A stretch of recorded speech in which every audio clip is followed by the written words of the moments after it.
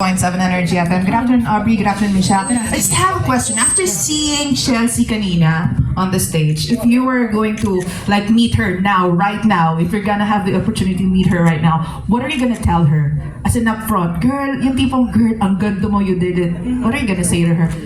I was putting myself in her shoes earlier. First of all, I would say that I am so proud of you, Chelsea. I am so proud of her execution. But putting myself in her shoes and with a format that is so different than what we're used to. Syempre, national costume usually is on a separate day. Hiwalay po yan sa preliminary swimsuit and gown.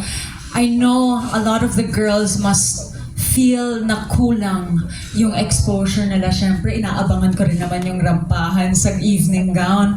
So, I'll just tell her na it's okay. Everybody had an equal amount of exposure.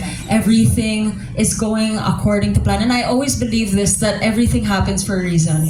It's either a lesson or a blessing. So I wouldn't be too hard on myself if ganun lang yung exposure ng gown. I do have to say kudos to her designer also. The exposure was so fast, but if I know the Philippines the best, kakalat yan and will be so proud of the creation that her designer made. Of course, kudos again to her whole team that helped her execute her strategy and her vision. I know it was really her vision that is up there on the Miss Universe stage.